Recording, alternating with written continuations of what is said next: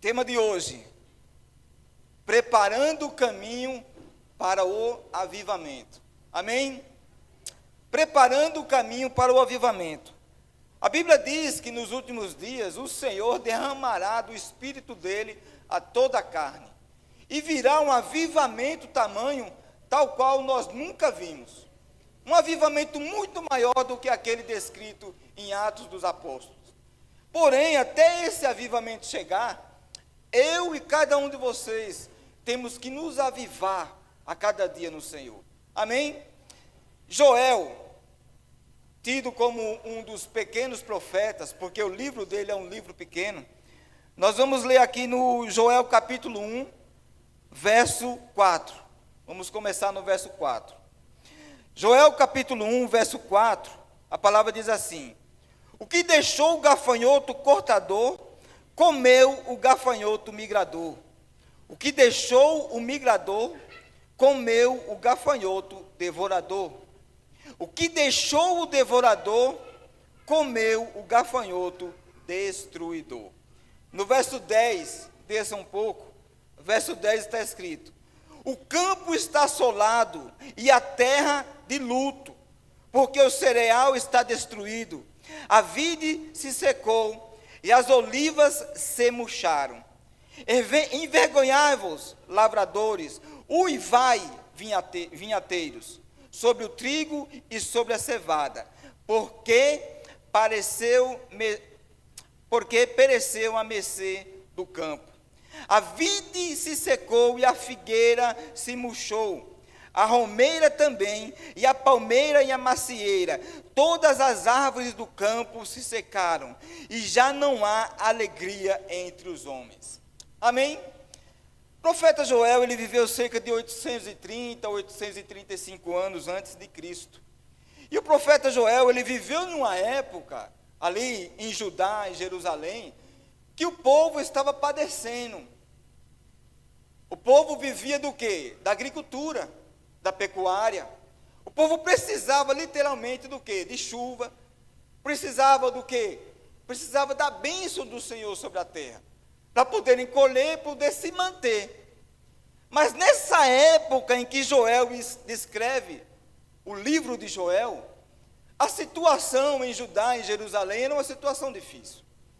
Era uma situação onde não havia comida, não havia cereal. Por quê? Porque o gafanhoto, nuvens de gafanhoto vieram e acabaram com toda a colheita, com toda a cevada, com tudo que tinha na roça. Agora imagine a situação. Nós podemos imaginar assim: nós vivemos numa terra aqui, que é uma terra agricultável, que é uma terra onde a agricultura ela tem a sua importância, e o vale é o que é por causa da agricultura, sim. A agricultura ela tem a sua importância aqui no Vale do São Francisco. Agora você imagine todas as roças do vale sendo destruídas, sendo dizimadas, acabadas, devoradas. Imagine o tanto de desemprego. Imagine o quanto de pessoas iriam padecer e passar por momentos de dificuldade. Assim estava aquela terra.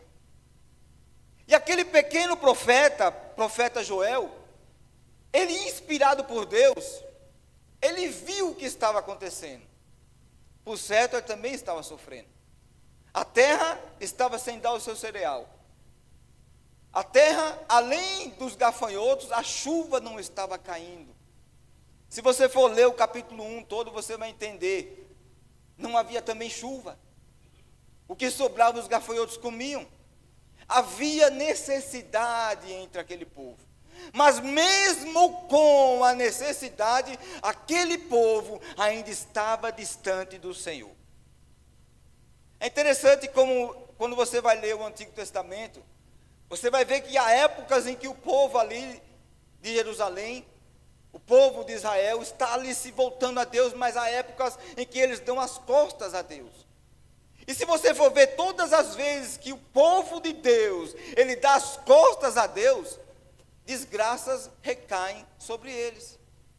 E nessa passagem de Joel, se você for ler, tem Joel 1, Joel 2, Joel 3, 3 capítulos. Você vai ver que Deus vem sobre eles. E Deus permite com que o gafanhoto chegue até a lavoura. Deus permite com que a chuva não caia. E aí a gente se pergunta, por que Deus? Há situações na minha e na sua vida, que muitas vezes nós passamos e nós falamos, por que Deus? Por que o cereal não está vindo? Por que a chuva não está vindo? Por que o que eu tanto preciso da sua parte, o Senhor não está me dando? Há situações na nossa vida, que parece que o céu está fechado. Parece que a nossa oração não passa desse teto. Parece que Deus não nos ouve. E nessa ocasião, esse povo estava vivendo isso.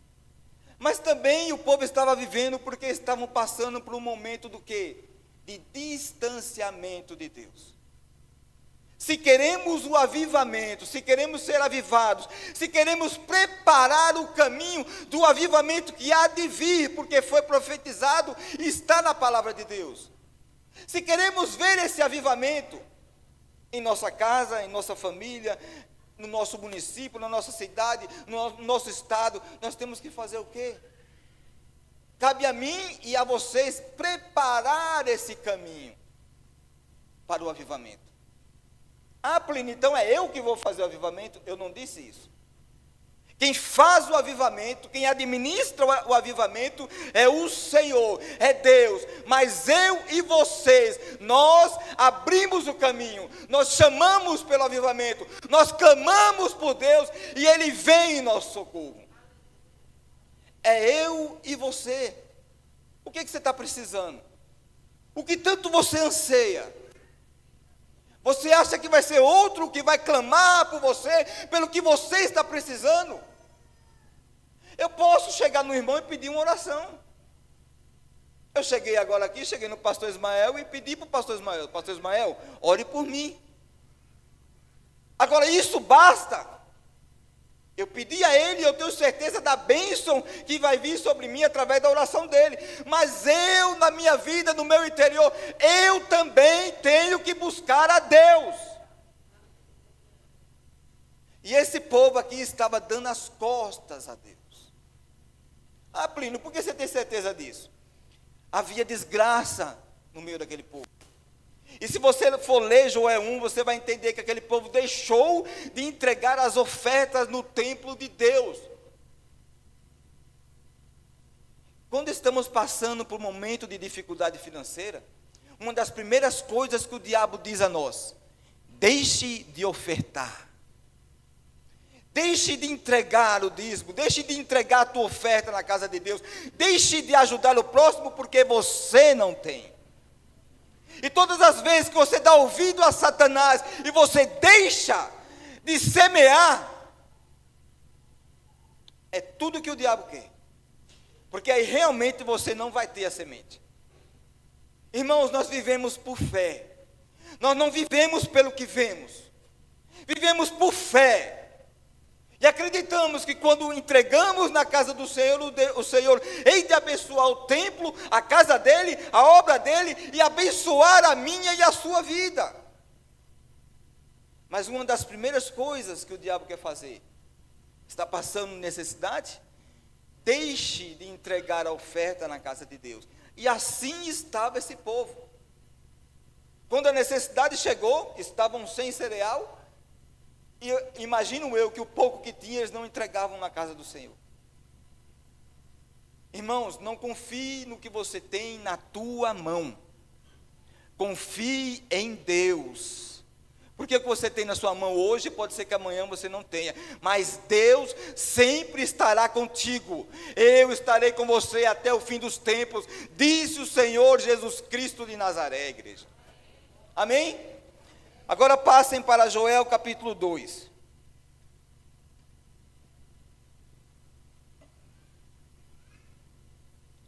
Joel capítulo 2, a partir do verso 12. Vamos ver o que o Senhor tem para nos dizer. Depois de todas as desgraças, Deus não havia se esquecido daquele povo. Depois de toda a miséria, e depois de todo o distanciamento do próprio povo, olha o que Deus diz em Joel 2, capítulo 12. Joel diz: Deus diz: ainda assim, agora mesmo, diz o Senhor, convertei-vos a mim de todo o vosso coração, e isso com jejuns e com choro e com pranto.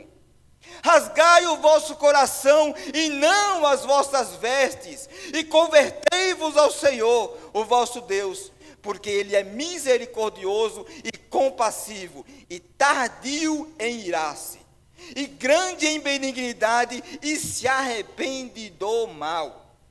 Verso 14: quem sabe se não se voltará e se arrependerá, e deixará após si uma bênção, uma oferta de manjares e libação para o Senhor vosso Deus. Tocai a trombeta em Sião, promulgai um santo jejum, proclamai uma assembleia solene, congregai o povo, santificai a congregação, ajuntai os anciãos, reúne os filhinhos e os que mamam. Saia a noiva da sua recâmara e o noivo do seu aposento. Verso 17: chorem os sacerdotes, ministros do Senhor, entre o pórtico e o altar, e orem. Poupa o teu povo, ó Senhor, e não entregues a tua herança ao opróbrio, para que as nações façam escárnio dele, porque hão de dizer entre os povos: onde está o seu Deus? Olha o que está escrito aqui em verso 12: ainda assim, agora, Deus tem urgência para que o seu povo se volte para Ele.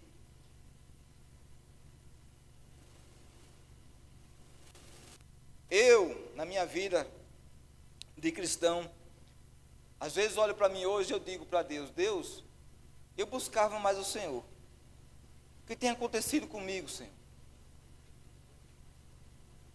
Às vezes eu olho para a minha vida e eu vejo que eu buscava mais. E será que isso é uma falha de Deus? Eu tenho certeza que não. Eu tenho certeza que a falha é minha. E quando eu li essa passagem aqui hoje, eu tenho certeza que Deus falou muito mais comigo. Porque eu sei que eu tenho que buscar mais a Deus. E eu sei que eu no passado buscava mais o Senhor. E Deus está dizendo aqui pela boca do profeta: ainda assim, agora, igreja, a hora de buscar a Deus não é amanhã. Porque amanhã cabe a Deus, nós não sabemos se vamos chegar em casa essa noite. Nós não sabemos se amanhã iremos amanhecer o dia vivo. Então Deus diz assim: agora sim, agora mesmo, é nesse instante. Deus tem pressa. Deus tem pressa para que você se volte a Ele, para que você se arrependa do momento que você se distanciou dEle. E nós sabemos quando nós nos distanciamos do Senhor.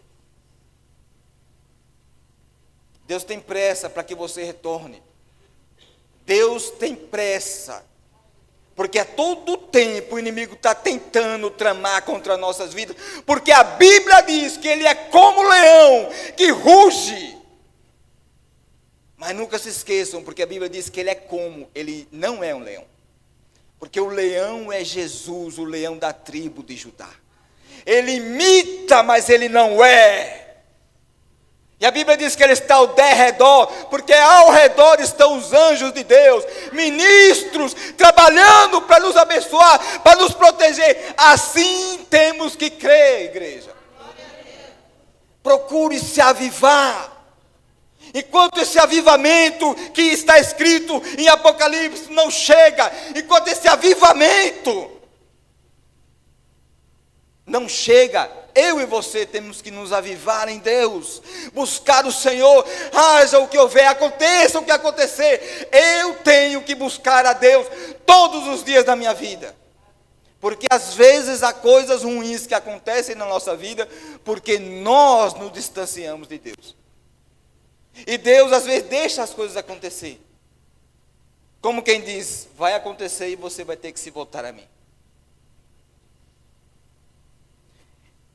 Ainda assim, agora mesmo, diz o Senhor, convertei-vos a mim de todo o vosso coração, e isto com jejuns, e com choro, e com pranto. E no verso 13 diz assim: rasgai o vosso coração, e não as vossas vestes.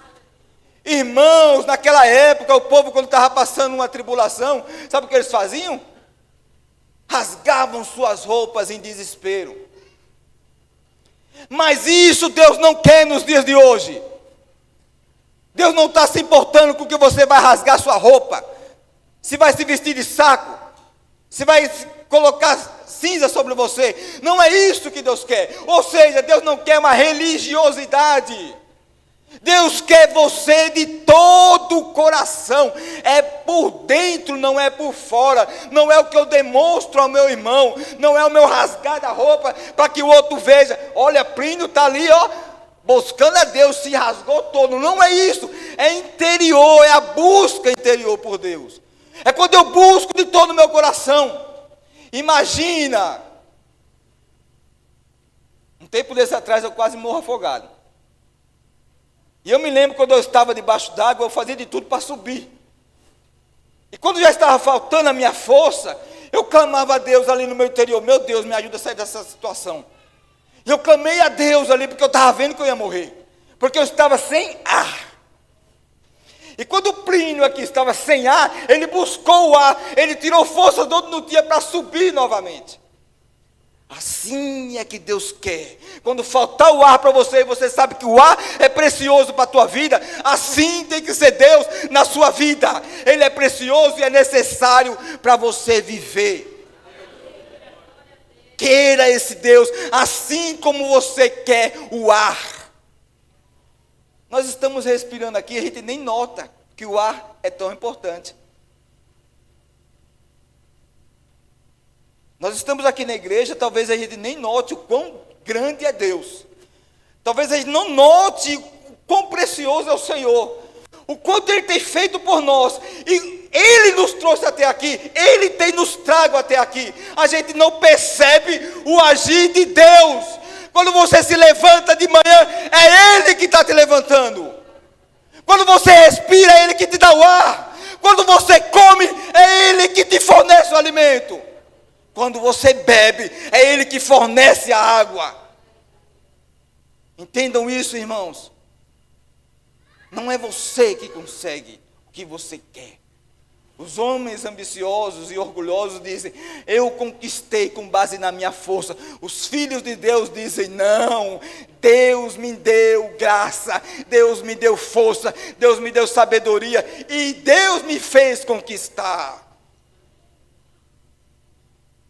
Busca Deus de todo o vosso coração, assim como você anseia pelo ar, quando você fica sem ele.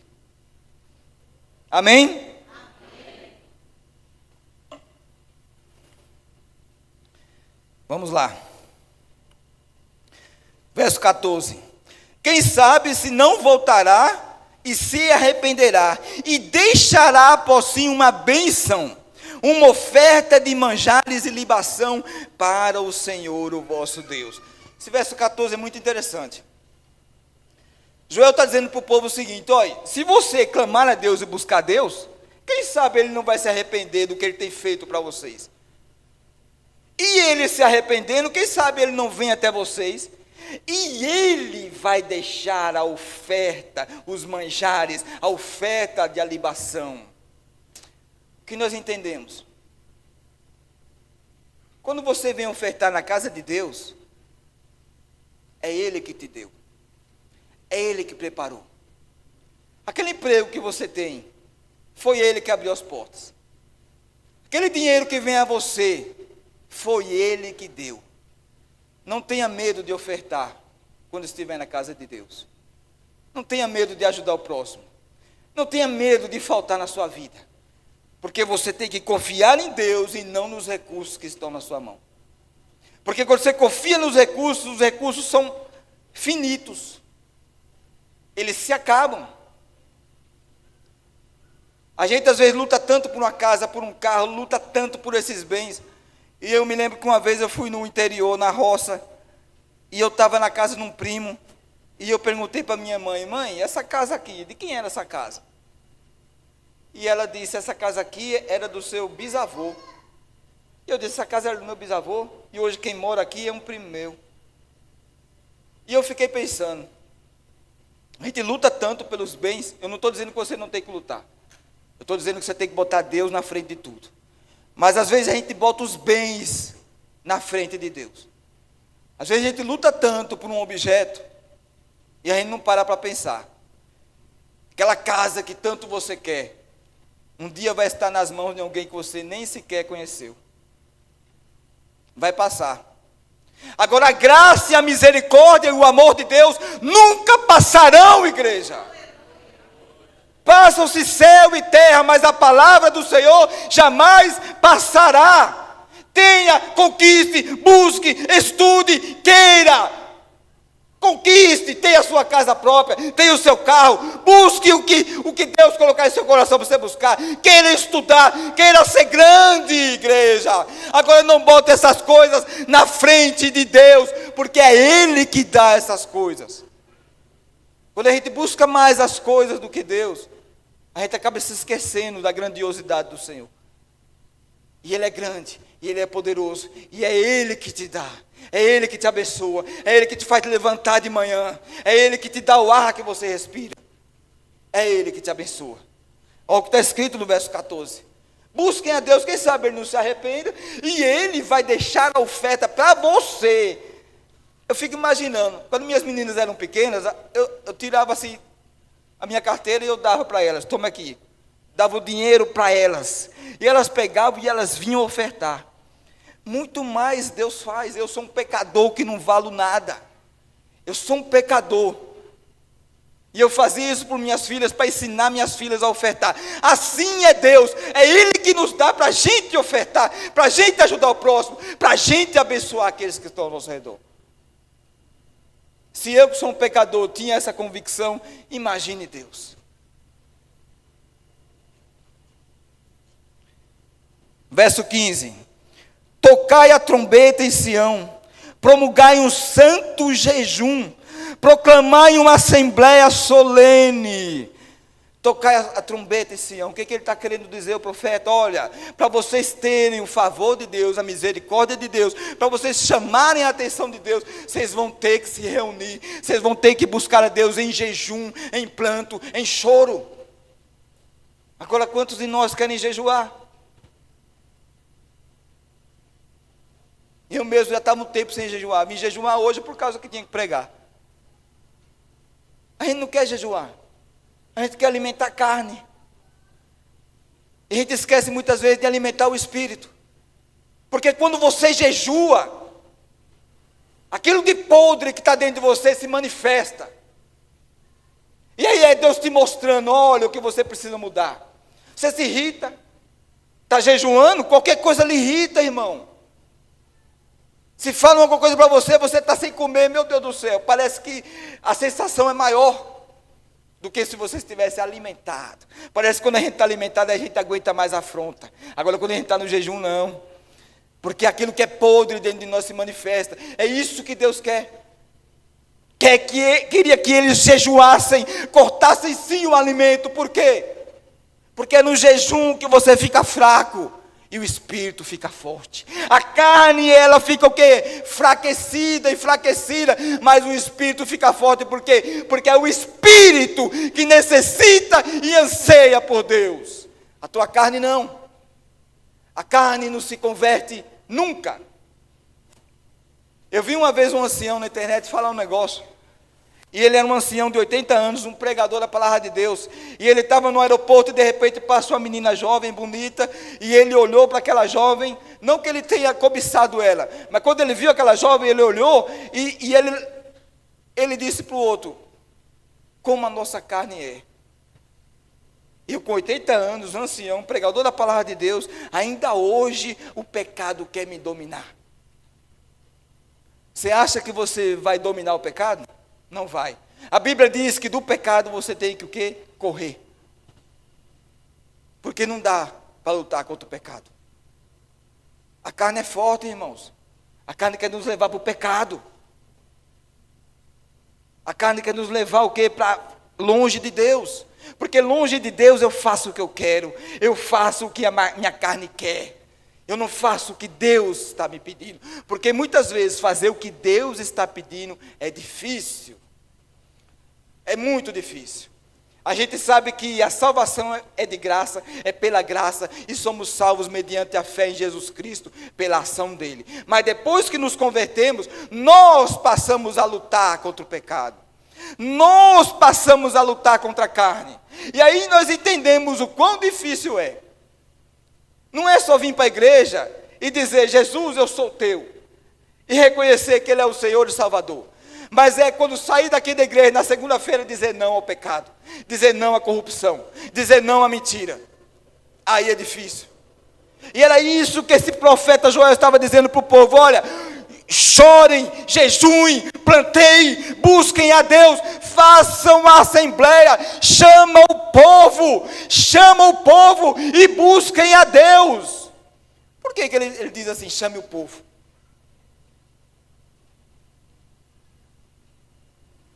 É muito melhor você estar com seu irmão ao seu lado, clamando a Deus e buscando a Deus, porque no momento que você flaquejar, o irmão vai olhar e vai dizer, irmão, não para não, porque a bênção está chegando. Em Atos dos Apóstolos, há historiadores que falam que naqueles dias que o Espírito Santo ia ser derramado na igreja, e Jesus Cristo disse, não saiam de Jerusalém até que do alto lhes desça poder. Há quem diga que haviam mais de 500 pessoas, e eles ficaram ali em Jerusalém, mas não aguentaram o tempo, porque o descer do Espírito Santo não foi de um dia para o outro. Eles tiveram que ficar orando e buscando a Deus, e jejuando, e planteando, e buscando ao Senhor. E nesse percurso, nesses dias, até a descida do Espírito Santo, desses 500, ficaram apenas 120, que foram os que receberam o Espírito Santo em Pentecostes. O que isso nos ensina? Às vezes a gente não quer esperar o tempo de Deus. Às vezes a gente quer fazer o nosso tempo, conforme a nossa vontade e o nosso querer. Mas no avivamento de Deus, nós só abrimos o caminho, mas o fazer e o efetuar é com Deus. Talvez você esteja orando pela tua família há anos, e talvez você não esteja vendo o fruto da sua oração. O que é que o diabo diz para você? Para de orar. Seu pai não vem, seu irmão não vem, sua mãe não vem, não está tendo mudança. Para de orar. E se a gente der ouvidos a Satanás, a gente acaba parando de orar. E é tudo que o inimigo quer. Busca a Deus, igreja. Mesmo que o seu sucesso ainda não tenha chegado. Não desanime, não desista. Imagino eu com as minhas ideias aqui na minha cabeça. Eu fico imaginando muitas vezes, quando eu chegar no céu, irmão, os anjos vão dizer, Plínio, você estava prestes a conseguir aquilo que tanto você queria. Mas você deixou de orar, rapaz. Olha aqui, ó, o que eu tinha para você. E você parou no meio do caminho. Não pare de buscar Deus. Não pare de orar. Não pare de buscar o espiritual. Porque a tua bênção está chegando no tempo de Deus, no tempo certo. Mas não desista de Deus, não desista do Senhor. Porque se você desistir, o gafanhoto entra, a seca chega, o fogo destrói. Mas quando a gente continua em Deus, os anjos ministradores, eles têm material para trabalhar e trazer a minha e a sua bênção. Amém? Vamos lá para a gente terminar. Verso 17, chorem os sacerdotes, ministros do Senhor, entre o pórtico e o altar, e orem, poupa o teu povo ao Senhor, e não entregues a tua herança ao próprio, para que as nações façam escárnio dele, porque hão de dizer entre os povos, onde está o seu Deus? O que estava acontecendo aqui nesse verso? O povo tinha dado as costas a Deus, estavam fazendo coisas que desagradavam a Deus, estavam sendo mal vistos. Tudo que o diabo quer é que eu e você não venhamos a dar testemunhos de que somos cristãos. E aí o mundo olha para nós e diz: oxe, eu vou ser crente que nem aquele ali. Aí o povo escarnece de você, mas quando escarnecem de vocês, estão escarnecendo de Deus. Todas as vezes que você abre a tua boca para falar de um irmão, para falar de um irmão que fez algo de errado, entendam, vocês estão falando de Deus. Se aquele é um servo de Deus, aquele é um filho de Deus, fez algo que não agrada a Deus, você abre a tua boca para falar dele, você está manchando a obra de Deus. Não fale, irmão. Ore. Peça a Deus misericórdia. Assim como o dia Deus teve misericórdia de nós. Porque estamos aqui ouvindo a palavra só pelas misericórdias dele. Porque se não fosse a misericórdia de Deus, nós seríamos consumidos, queimados. Porque você sabe, nós não merecemos a salvação. Nós não merecemos a graça. E essa graça é de graça, Léo. Não merecemos, mas Jesus Cristo nos deu. Não jogue isso fora. Se agarre a ela e diga: Jesus, eu quero sim ser testemunho vivo de que o Evangelho é verdadeiro. Não seja como uma pessoa que dá mau testemunho e que os outros aí fora venham dizer: aquele ali, Plínio, aquilo ali não vale nada. Não faça isso. Nosso comportamento, nossas atitudes tem que ser para honrar a Deus. Porque uma coisa eu vou dizer para vocês: sempre tem alguém vendo e olhando. Uma multidão de testemunha. Às vezes você está fazendo algo e você pensa que não estão vendo. Mas tenho certeza, estão vendo. Se não for um olho humano, pode ter certeza que o mundo espiritual está vendo. Quando você passa a entender isso, que o mundo espiritual é vivo, você passa a entender: Deus, eu tenho que fazer as coisas para agradar o Senhor. E eu não quero dar mau testemunho para que o Senhor seja desonrado. Porque aqui nesse caso, onde está o seu Deus? Era isso que as outras nações estavam dizendo. Aquele povo estava na desgraça, e as outras nações vinham e diziam: cadê o seu Deus? Cadê o seu Deus que não manda chuva na tua terra? A minha terra é vizinha, olha como está verde. Aqui na minha terra, os gafanhotos não invadiram. Os gafanhotos vieram e entraram pela tua terra, comeram os seus cereais. A chuva não veio, não caiu em você, caiu em mim. É isso que o inimigo quer fazer. Quer fazer com que você olhe para a tua vida e diga: eu não estou sendo abençoado. Quem está sendo abençoado é o outro. Olha lá, Deus está abençoando aquele, está andando de Hilux, e eu estou andando de pé. Não faça isso. Porque quando você murmura, é tudo que o diabo quer.